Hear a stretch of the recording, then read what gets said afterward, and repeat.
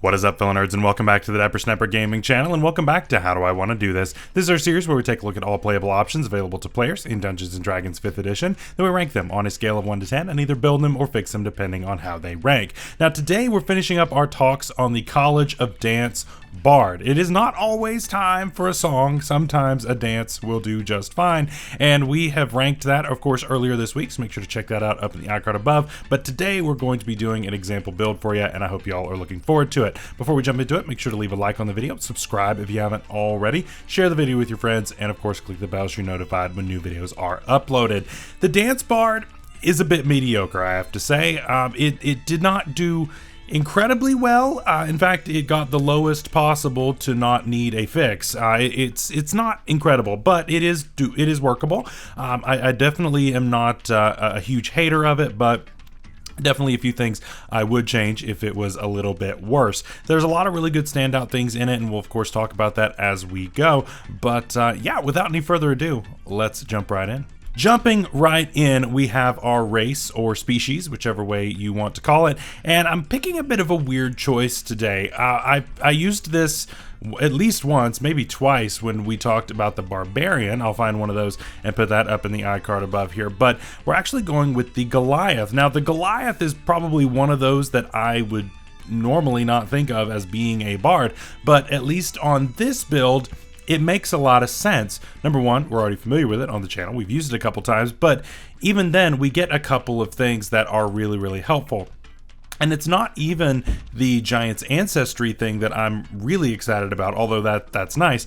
I'm more so here for the large form. This allows us to grow as a bonus action once per day, which is really cool, actually, and it allows us to essentially have enlarge on ourselves, which is going to help out a lot when we start using the strategy that we are going to be using here in just a little bit. Now, as far as that ancestry goes, there are a couple that I would look at here. Either I would go with fire or I would go with hill. Now, fire is going to, of course, add a little bit of extra damage because we're going to be kind of just kind of a DPR build. There's no Nova, anything to this, just a little bit of damage every turn. We're going to be focusing a lot on just being a support bard for the most part. But we will have a nice little damage loop, which won't be too bad there. But the Hill Giant also would allow us to knock people prone, which is also pretty cool. Definitely not something you typically think of with a bard, obviously, and we are going to find ways to gain advantage on our attacks anyway. This is more so to help out our allies so that we can knock somebody prone and then let the fighter or the barbarian or whoever end up going in.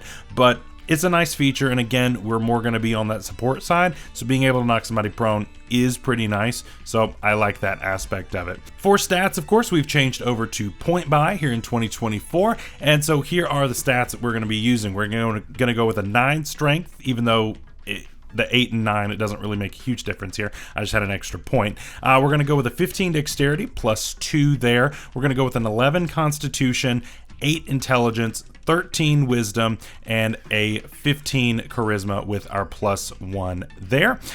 For our background, we're going to go with one of two options. You can either go with the charlatan or you can go with the wayfarer. Now, obviously, the entertainer is one that is very normal on bards, but honestly, I don't really need the musician feat all that much, especially because we're a dancer, so I don't need that. So I'm more so looking at either skilled or lucky. So basically that's the determining factor here. I like Wayfarer for lucky personally, but of course Charlatan gives you skilled if you would like to be even more of a skill monkey than you already are, which you already get Jack of all trades and all that good stuff, but skilled is not bad at all as your origin feat, so either way is totally fine. Of course, that'll change what skills you get, that'll change whether you get thieves tools and that kind of thing, but ultimately, I'm looking at the feat primarily, so I would go Wayfarer for lucky. That's just me.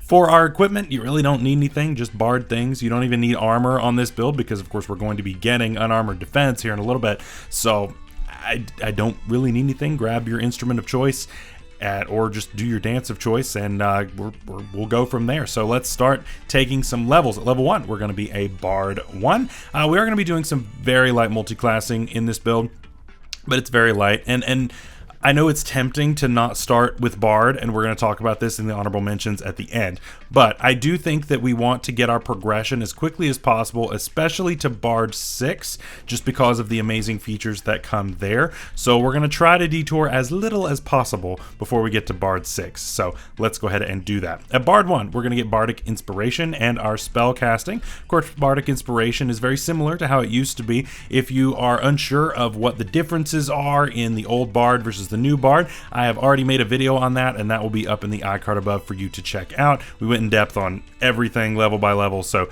all of that information is there. No reason to talk about it twice, but it did receive a couple of buffs, and so it's fantastic. It was already a great feature. Here it is, even better. And of course, our spell casting, one of the main reasons that we are here. For our cantrips, there are a few that I would take here. Prestidigitation, always got to have that. Vicious Mockery, you gotta always hurt people with your mama jokes, right? Now, Starry Wisps is a new one, and I really like it, being able to make people glow so that they can't turn invisible. I like that, especially as a cantrip. It's not bad at all.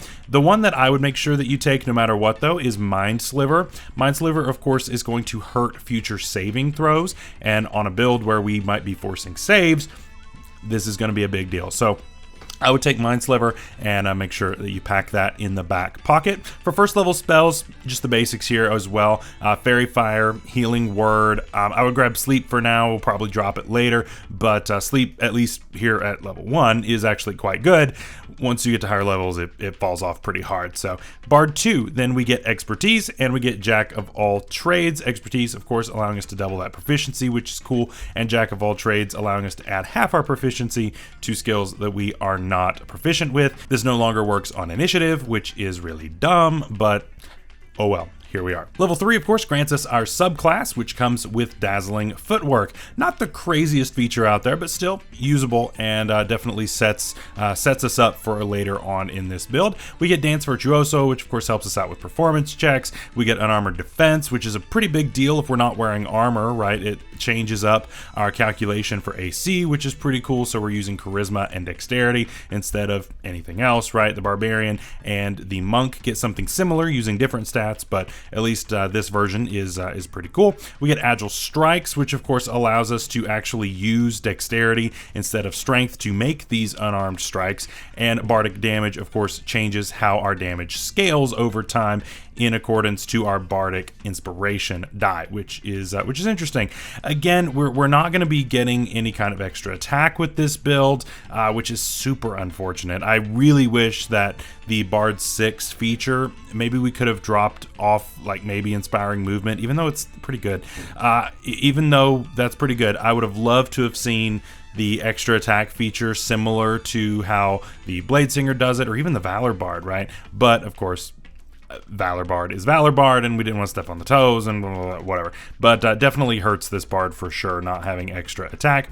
What we do get, though, at this level is second level spells, and the top choice is going to be Cloud of Daggers. Now, listen, I know Cloud of Daggers is typically not seen as a good spell. I personally like it. I've taken it on several builds that I have done over the years. And if you know how to position people and if you've got the right setups, it's not that bad. The thing is, you've got to be able to hold people in place, right?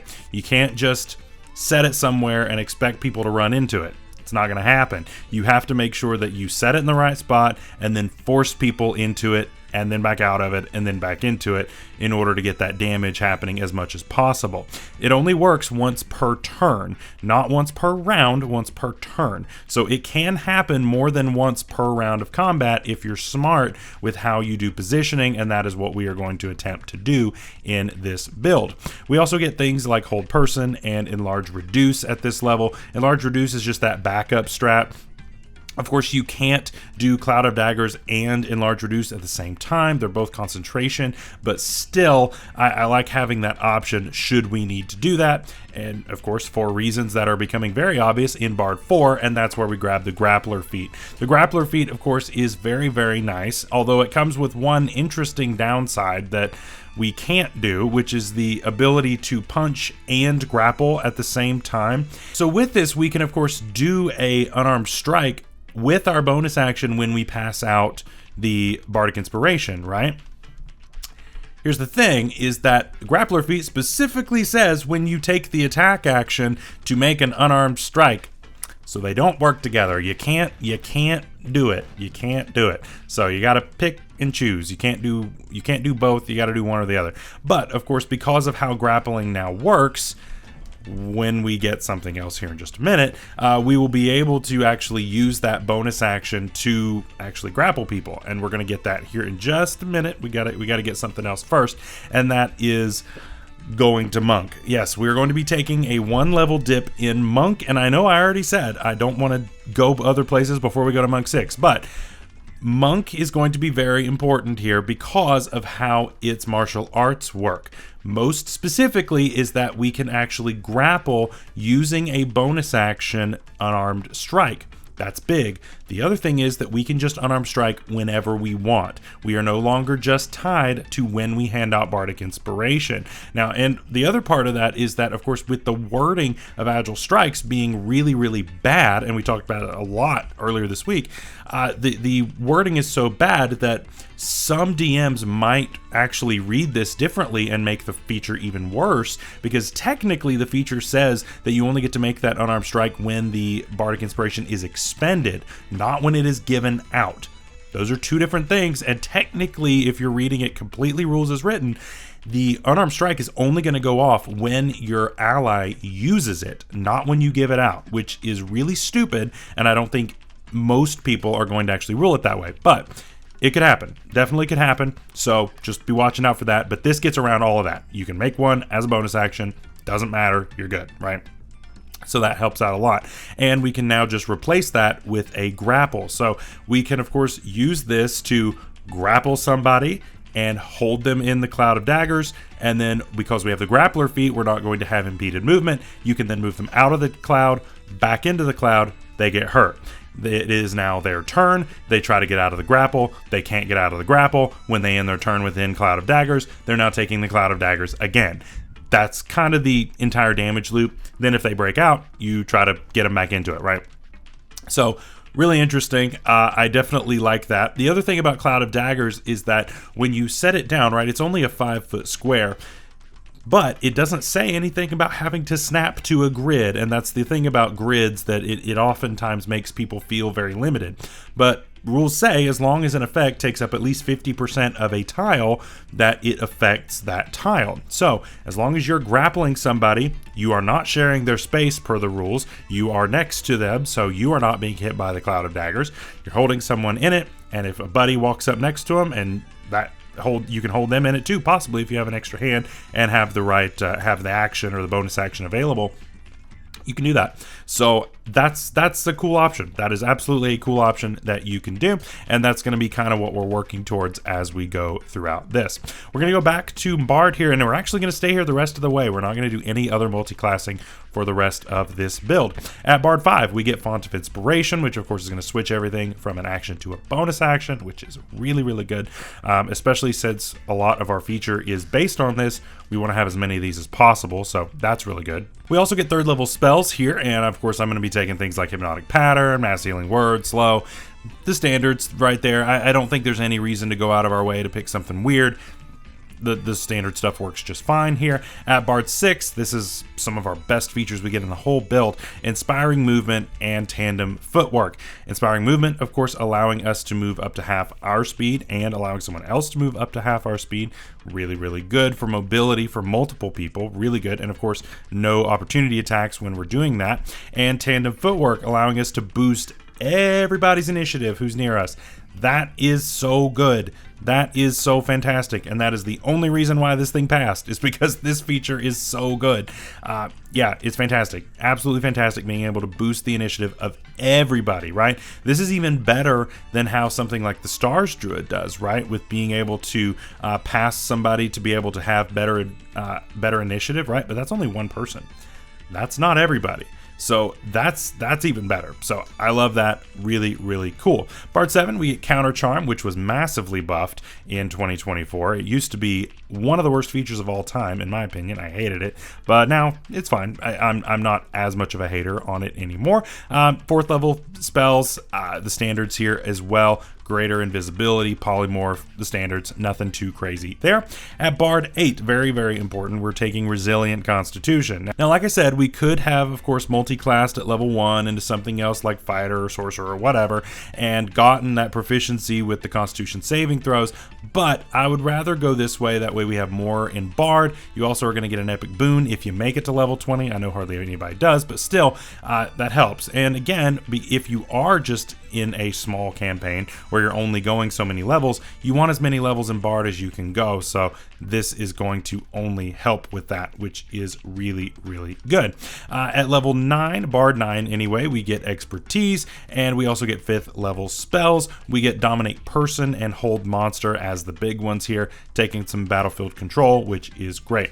Bard 10, big deal, magical secrets, and listen, there are some things that we have not talked about yet on the channel for 2024, and one of them is Conjure Minor Elementals. This spell was changed, and boy, is it kind of nuts now. This is wild now how this works, especially on a build like this. Definitely very good. I've seen a lot of people are actually already nerfing this spell and trying to make it a little bit worse, but I think that if you're running it as is, this is going to be my top choice, honestly, especially for a build like this. I don't know why I would go with anything else.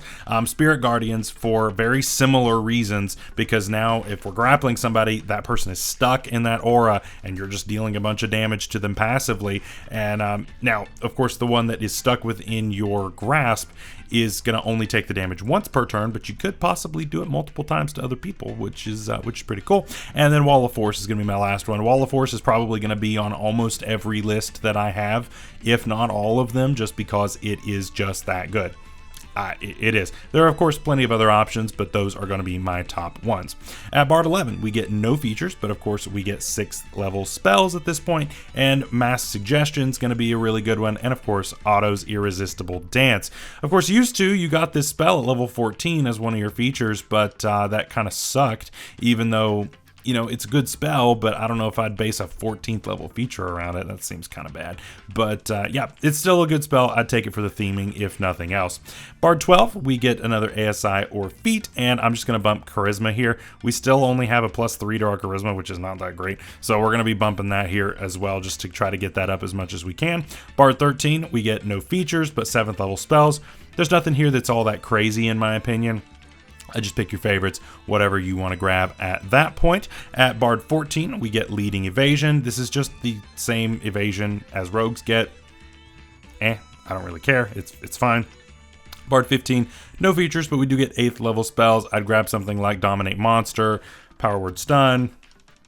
Again, standards there, nothing too crazy on that. Bard 16, we get another ASI or feat, and I am going to, of course, just bump Charisma again. There's no reason to do anything else at this point, honestly. I would continue doing that until it is maxed out, and that is the best option that you can possibly have at this point. Bard 17, no features, but we do get the 9th level spells and Power Word Kill, and of course True Polymorph. Why would you not go with one of those? They're so good. I take at least one of them. They're fantastic. And then of course Bard 18, Superior Inspiration. Not bad. It's not the best thing ever, but like it's fine. Making sure that you got what you need. And then Bard 19, level 20, we get our epic boon. Personally, if you went, especially with the Wayfarer, I would go with Boon of Fate. That makes a lot of sense to me. It kind of goes with the Lucky Feat, so that's going to be my top option. Of course, there are a few that would work here, but Boon of Fate, of course, is going to be my main go-to here. So that is our build for today. Let me know what you thought down below. Of course, we've got some honorable mentions to go through here. And of course, we're going to start off with other race or species options.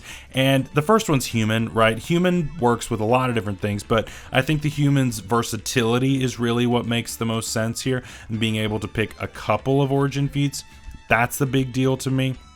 So I would do that. I like that a lot. The Bugbear is also another one. Of course, if you're allowed to use different stuff, I like the Bugbear a lot. It's actually one of my next characters I'm building is going to be a Bugbear. I love the race a lot. And of course, you get the extra range on it, which is the big deal on it.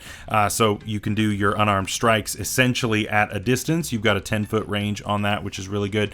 So definitely a really cool option there. And finally, if it's allowed, and this is probably the biggest if out there, but if you could take Eberron races, I would go with the Mark of Storm half elf.